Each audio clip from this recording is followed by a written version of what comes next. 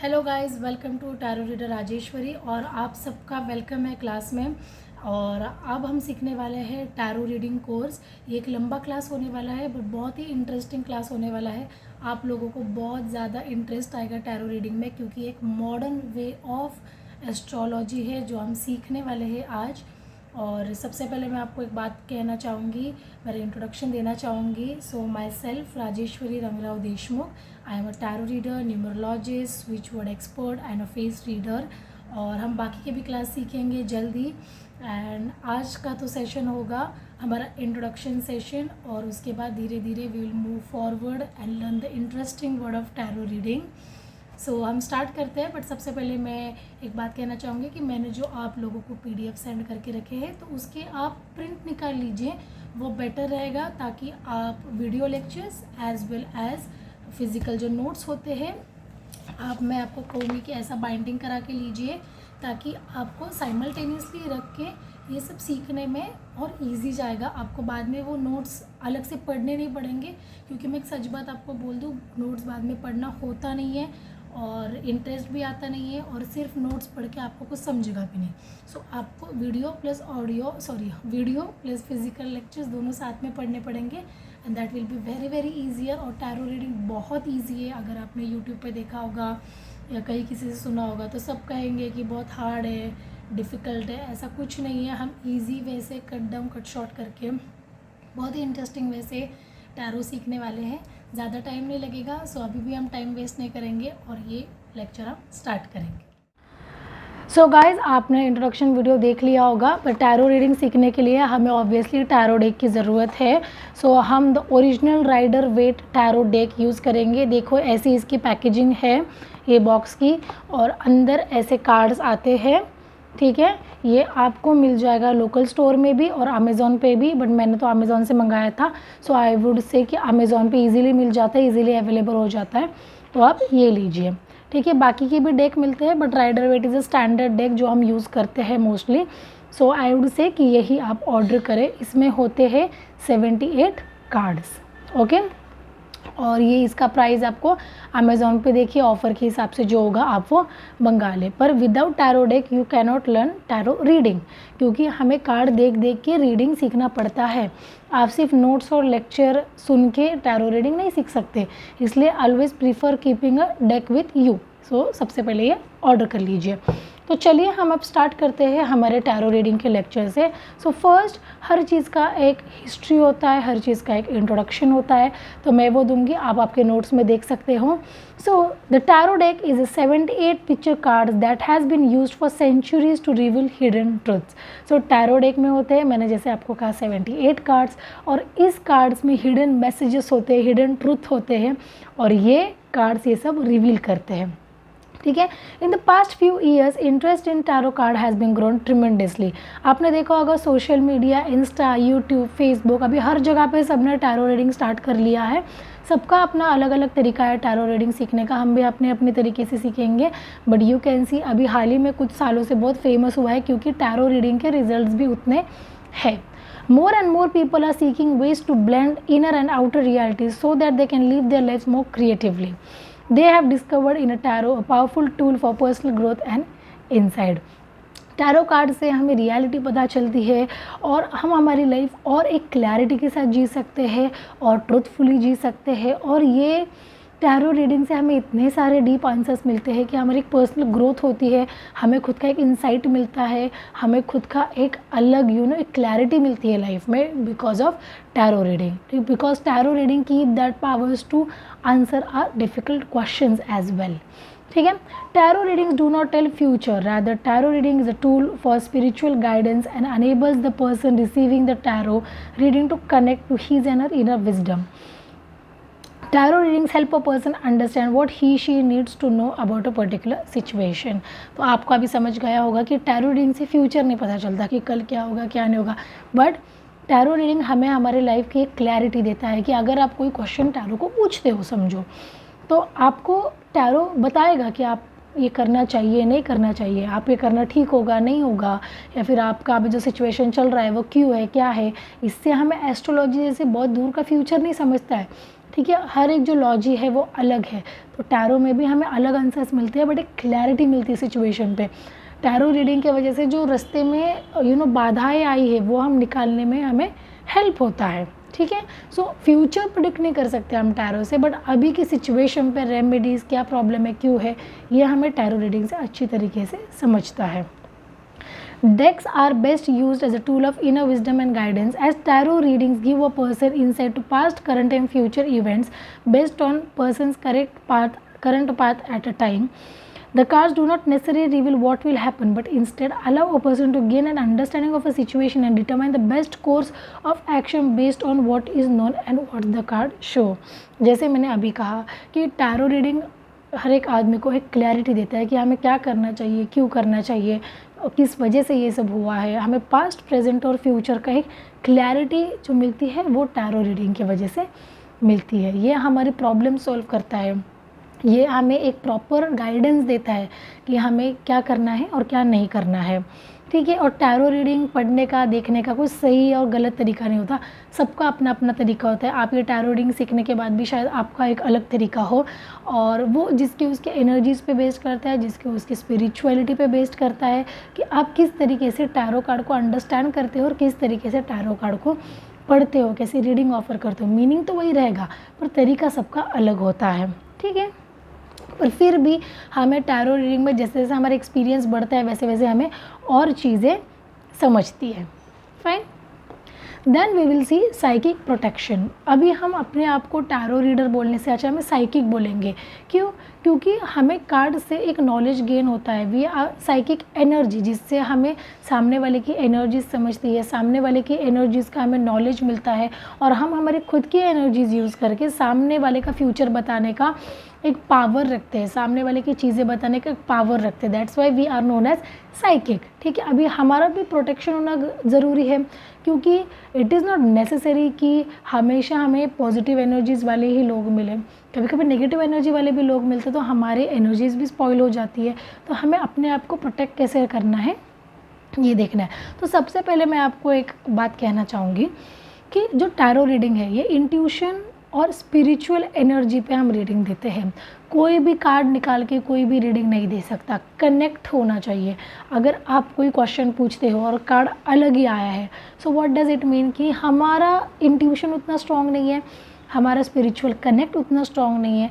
तो ये बढ़ाने के लिए we need to focus on our selfs first.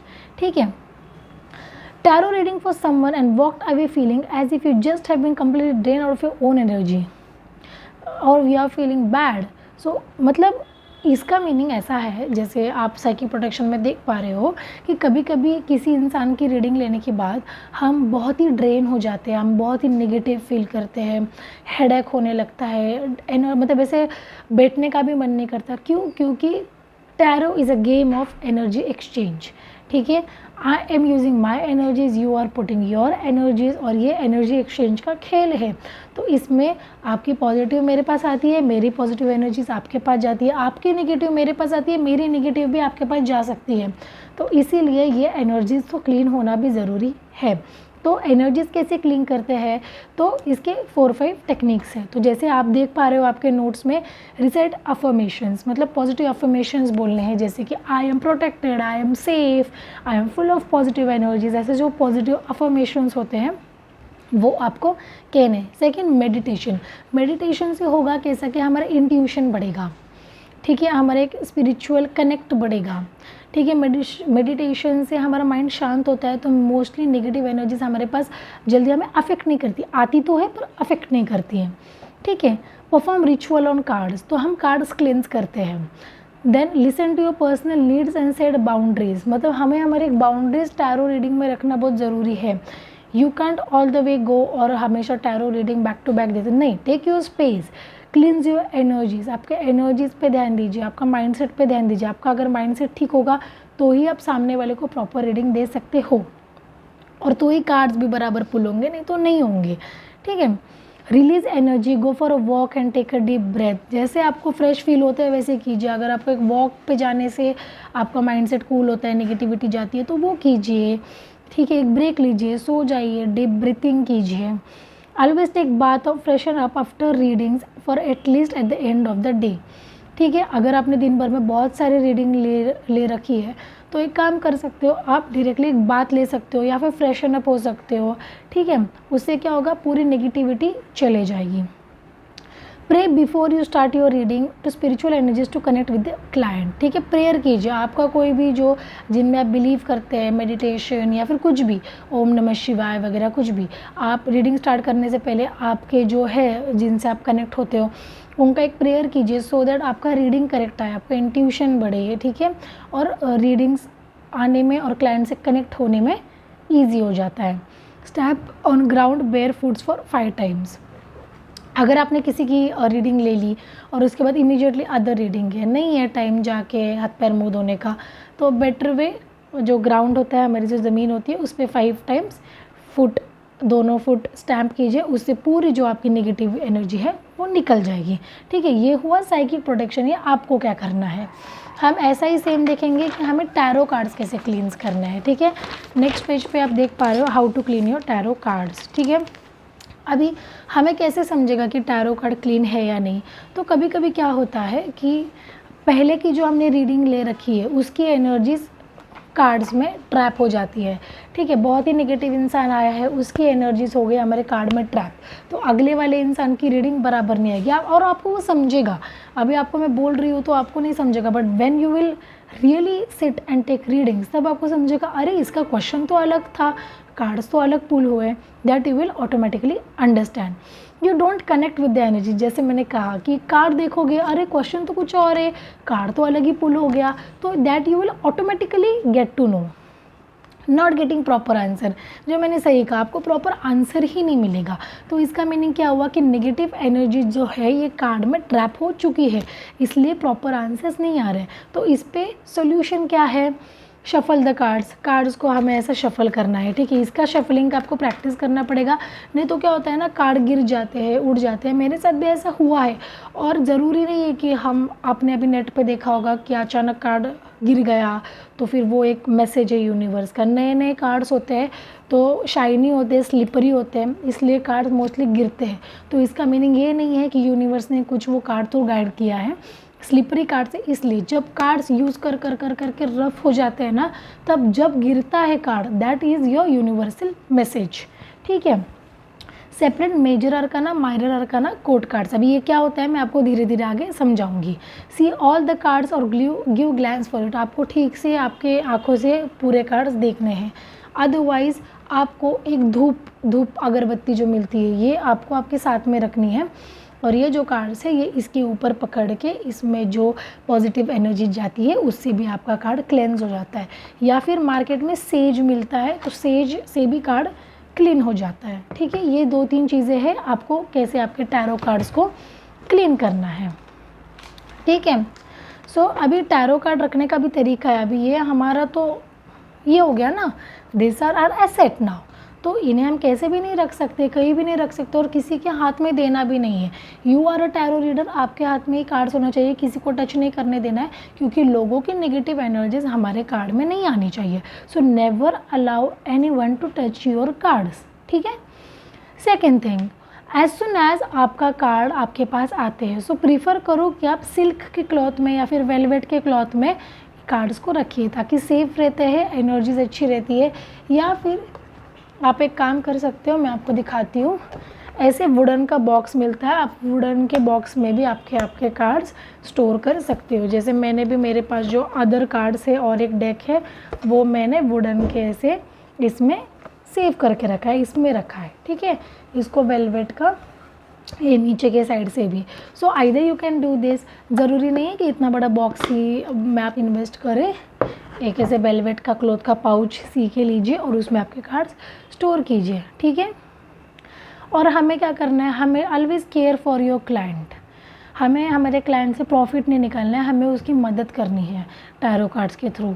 Clear your personal boundaries, एक पर्सनल अपनी बाउंड्रीज सेट कीजिए कि कोई भी आए कभी भी कुछ भी पूछ के चला जाए, ऐसा मत रखिए। When you are mentally ready, when you are mentally prepared to give a reading, उसी टाइम पे दीजिए, अपनी अपनी बाउंड्रीज मेंटेन कीजिए।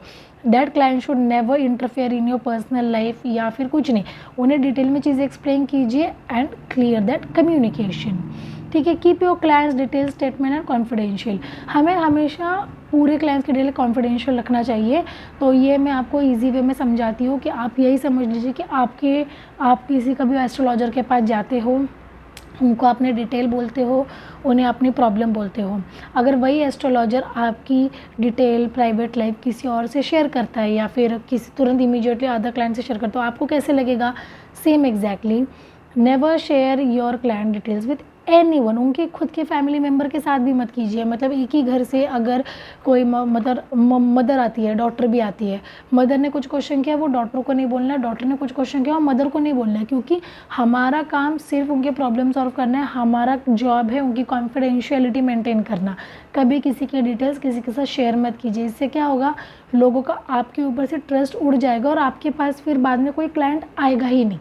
ठीक है, so be confidential, be honest and do not sugar coat things. अगर रीडिंग बहुत ज़्यादा नेगेटिव आती है, ठीक है, तो you have to not sugar coat, उन्हें झूठ नहीं बोलना। अगर कार्ड नेगेटिव आ रहा है तो आपको बताना है। हाँ, पर नेगेटिव बताने का भी एक तरीका होता है, ऐसा मत बोलिए। अगर मतलब अब आजकल के कॉमन एग्जांपल्स है कि मेरा बॉयफ्रेंड वापस कब आएगा, मेरा बॉयफ्रेंड कॉल करेगा या नहीं, वो छोड़ के गया है वापस कब आएगा। अगर आपको कार्ड बोल रहा है कि भाई नहीं आने वाला, वो चीट कर रहा है, तो आपको डायरेक्टली ऐसा वर्ड नहीं यूज़ करना है कि हाँ बाबा वो चीट कर रहा है, वो वापस नहीं आने वाला, वो तो छोड़ के चले गया, वो तो मूव ऑन हो गया। नहीं, ये बताने का भी एक तरीका है। साफ साफ हमें कहना है कि मैम, जैसे मैं देख पा रही हूँ, and always address your client ma'am, ji, उनका कुछ भी XYZ नाम है तो आगे जी लगा दीजिए। उससे कैसे एक रिस्पेक्ट होता है, वो भी रिस्पेक्ट से आपसे बात करेंगे और आप भी रिस्पेक्ट तो मेंटेन कर ही रहे हो। ठीक है, कमिंग टू माई पॉइंट कि उन्हें बताने का तरीका कैसा है। उन्हें बोलना है कि जी, जैसे मैं देख पा रही हूँ कि आप दोनों के बीच में थोड़ा फोर बैकग्राउंड दे दीजिए कि आप दोनों के बीच में थोड़ा झगड़ा चल रहा है, जैसे मैं देख पा रही हूँ, तो बहुत ज़्यादा कॉन्फ्लिक्ट है और मुझे ये भी दिख रहा है कि कुछ थर्ड पार्टी इन्वॉल्वमेंट है। चीटिंग वर्ड नहीं यूज़ करना है, third party involvement word use करना है। थर्ड पार्टी मतलब तीसरा इंसान जो आप दोनों के बीच में आ गया है। ज़रूरी नहीं थर्ड पार्टी कोई लड़की हो, दोनों के बीच में घर वाले हो सकते हैं, बाहर वाले हो सकते हैं, फ्रेंड्स हो सकते हैं, कोई भी हो सकता है, बट ये बताने का एक तरीका होता है। उससे क्या होता है कि क्लाइंट गुस्सा नहीं होता है, नहीं तो वो हो जाएगा आप पे गुस्सा और वो वापस आपके पास कभी आएगा नहीं।